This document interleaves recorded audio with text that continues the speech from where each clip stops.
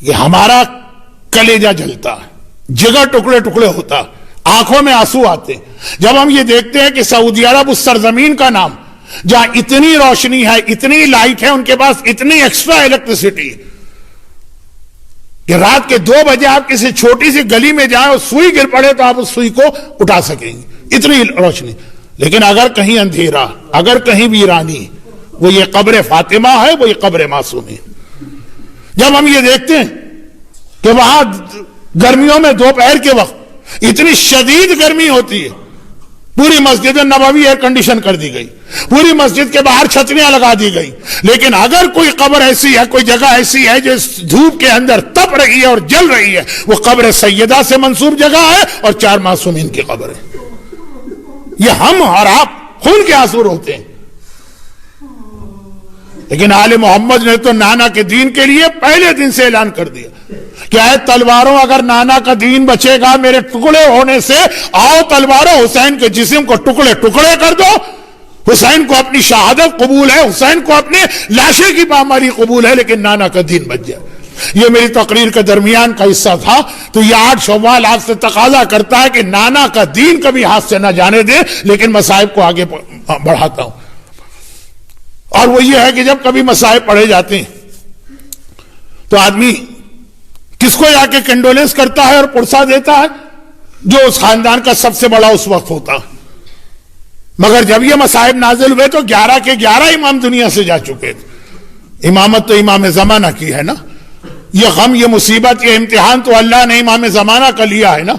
ارے آپ میں سے اگر کوئی صاحب طاقت ہو, مجبوری نہ ہو, صاحب طاقت, اور آپ کی آنکھوں کے سامنے کوئی آپ کی ماں کی قبر کو توڑنے کے لیے آگے بڑھ جائے, آپ اپنی جان دے دیں گے.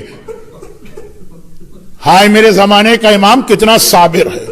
اس کی آنکھوں کے سامنے یہ ظلم عظیم برپا ہو رہا. بھئی یہ تو وہ منزل ہے جہاں پہ مولا علی تک, میں یہ نہیں کہتا کہ صبر ختم ہو گیا, جو وعدہ لیا تھا رسول اللہ نے, وہ وعدے کی حد ختم ہو گئی تھی, علی تک برداشت نہ کر سکا. بہار الانوار کی 10ویں جلد میں یہ روایت ہے, اسی پہ آج کی مجلس ختم کر رہا ہوں. فاطمہ پہ وہ سارے مظالم ہو گئے جس کا سلسلہ بابا کی موت سے شروع ہوا اور آج تک یہ سلسلہ جاری. لیکن اس زمانے کے اعتبار سے وہ بظاہر سارے مظالم ختم ہو گئے. کن معنوں میں؟ فاطمہ دنیا سے چلی گئی, پہلو شکستہ کے ساتھ گئی, ٹوٹی ہوئی پسلیوں کے ساتھ گئی, محسن کی شہادت دیکھنے کے ساتھ گئی, گھر کے جلے ہوئے دروازے کو دیکھنے کے ساتھ گئی, چلی گئی فاطمہ دنیا سے. رات کے اندھیرے میں مولا نے فاطمہ کو لے جا کے دفن کیا. اگلا دن آیا, چونکہ فاطمہ کا حجرہ تو بالکل مسجد سے ملا ہوا ہے نا, مسجد میں حاکم وقت بیٹھا, اس کے مشیر بیٹھے, کہنے لگے کل کیا بات ہے, پوری رات فاطمہ کے رونے کی آواز نہیں آئی. ہم نے فاطمہ کو دن کے وقت رونے سے منع کیا تو وہ باہر چلی جاتی ہے مدینے, رات کو تو روتی, کل تو یہ آواز نہیں آئی,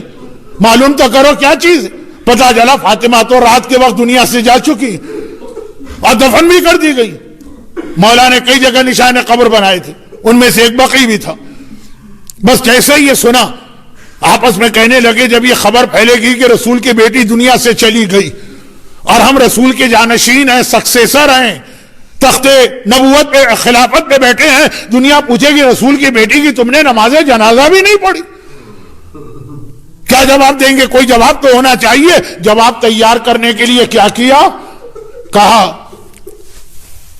کہ قبر فاطمہ کو کھولا جائے گا اور میت کو نکالا جائے گا. مگر اس دفعہ جو حکم جاری ہوا اس میں ایک لفظ بار بار ریپیٹ ہو رہا, پورے احترام کے ساتھ, with full protocol, with full respect. کہا قبر فاطمہ کو بڑے احترام کے ساتھ کھولا جائے گا, میت کو بڑے احترام کے ساتھ نکالا جائے گا. اور احترام کا تقاضا یہ کہ پہلے قبر کے چاروں طرف قناتیں لگائی جائیں گی, پردے لگائے جائیں گے, کوئی نامحرم مرد تو نامحرم مرد, کوئی جوان عورت بھی وہاں نہ جانے پائے. رسول اللہ کے زمانے کی جو صحابیات ہیں ان میں بھی جو بہت ہی بوڑھی ہیں, صرف وہ بلائی جائیں گی. وہ قبر ابھی بالکل تازہ ہے, وہ قبر کی مٹی کو پورے احترام سے ہٹائیں گی, پورے احترام سے میت کو نکالیں گی, حتی الامکان آنکھیں یا بند کریں گی یا آنکھیں پھیریں گی, اور اس کے گہوارے پہ میت رکھ کے چادر ڈال دیں گی, قنات سے باہر لائیں گی, بھئی میت وہیں رکھی رہے گی، ہم نماز پڑھیں گے، ہم نماز پڑھ کے فوراً چلے جائیں گے، اور یہ میت دوبارہ بڑے احترام کے ساتھ دفن ہوگی اور دوبارہ قبر کو بند کیا جائے گا۔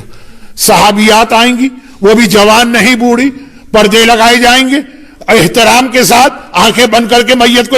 اٹھایا جائے گا، نماز پڑھ کے فوراً سارے مرد یہاں سے چلے جائیں گے۔ ادھر یہ تیاریاں شروع ہوئی، ان صحابیات کو جمع کیا جا رہا، ادھر مولا کو خبر ملی، بہار الانوار جلد 10 یعنی والیوم 10، بس ایک بار مولا غیظ و غضب و جلال کے عالم میں وہی ذوالفقار لے کر جو جنگ احد میں نازل ہوئی اپنے حجرے سے باہر آتے اور اتنی تیزی کے ساتھ آئے، اتنی تیزی کے ساتھ قبر کی ذرا سی مٹی بھی نہ ہٹنے پائے، اتنی جلدی سے آئے، سر پہ امامہ بھی نہیں ہے، پاؤں میں جوتا بھی نہیں ہے، ہاتھ آستینیں بلند ہیں، منہ سے کف جاری ہے، ہاتھ میں ذوالفقار حیدر ہے، اور آ کے قبر فاطمہ پہ بیٹھ گئے۔ ظالموں، اگر کسی نے قبر فاطمہ کو ہاتھ لگایا اب علی کی تلوار نہیں رکے گی۔ رسول اللہ نے آخری وقت میں مجھ سے ایک وعدہ لیا تھا، اس ساری باتوں پر میں نے عمل کیا ہے، یہ اس وعدے میں شامل نہیں تھا، اب علی کی تلوار نہ رکے گی۔ علی کو اتنے جلال کے عالم میں دیکھا، ظالم گھبرا کے پیچھے ہٹے، ایک دوسرے سے کہنے لگے رسول اللہ پہلے کہہ گئے تھے ایسے وقت میں کوئی علی کے سامنے نہ آئے، چلو چلو واپس چلو، یہ کہہ کے چلے گئے۔ اب میرا ایک جملہ ہے، یا امیر المومنین، یا حلال مشکلات، یا مولائے کائنات، آپ نے اپنی ذوالفقار کی مدد سے سن 11 ہجری میں قبر فاطمہ کو ان ظالموں کے ظلم سے بچا لیا، لیکن ذرا آئیے 1344 ہجرہ کے مدینہ کی جنت البقیع میں، اور ایک جملہ مجھے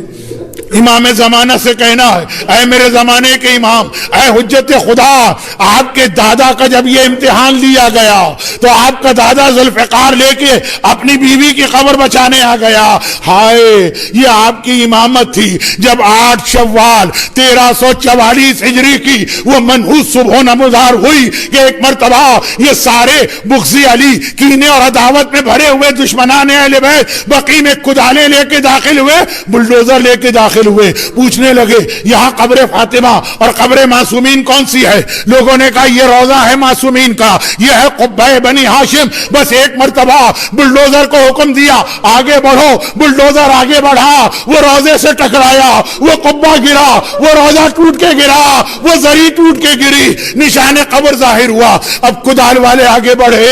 مولا نے کہا کوئی اپنے ہاتھ کی انگلیاں بھی فاطمہ کی قبر کی مٹی تک نہ پہنچائے، اور یہاں کدال چلی، قبر فاطمہ پہ کدال۔ اے میرے مولا امام زمانہ، العصر اسلامک سینٹر میلبرن کے ان مومنین سے جو یہاں موجود ہیں یا یہ مجلس سن رہے ہیں، پرسہ قبول کیجئے، ہم آپ کو پرسہ دینے آئے ہیں آپ کی دادی پر ڈھائے جانے والے مظالم کا، لیکن ایک سوال کر رہے ہیں، مولا آخر آپ نے ایسے موقع پہ برداشت کیسے کر لیا؟ تو مجھے یقین ہے ایک جواب ملے گا، اور میرا مولا کہے گا کون غیرت مند بیٹا یہ برداشت کر سکتا ہے؟ لیکن جب میں نے پلٹ کے میدان کربلا میں دیکھا میرا دادا سید الساجدین اس کی آنکھوں کے سامنے اس کے بوڑھے بابا کے لاشے پر گھوڑے دوڑائے جا رہے، لاشا پامال کیا جا رہا، اور وہ حکم خدا سے صبر کر رہا ہے، تو میں نے بھی صبر کا مظاہرہ کیا۔ اجرکم اللہ۔ خدا بندہ شہزادی کونین اور اولاد فاطمہ پہ ڈھائی جانے والے ان مظالم کا واسطہ، ان ظلم کرنے والوں کو، ان کے بزرگوں کو، ان کی نسلوں کو نیست و نابود فرما اور اپنے سخت ترین عذاب میں مبتلا فرما خدا بندہ۔ اور وہ وقت جلد از جلد لے کے آ کہ یہ ٹوٹی ہوئی قبریں، یہ ٹوٹے ہوئے روزے دوبارہ پرانی شان و شوکت بلکہ اس سے بھی زیادہ شان و شوکت اور رونق کے ساتھ آباد ہوں۔ خدا بندہ جس دین کو بچانے کے لیے، جس شریعت کے تحفظ کے لیے معصوم میں نے قربانی دی ہے، کم از کم اس پر حتی الامکان عمل کرنے کی توفیق عطا فرما۔ خدا بندہ تجھے جنت البقیع کی ان قبروں کا واسطہ، ہمارے جتنے مرحومین ہیں، خصوصاً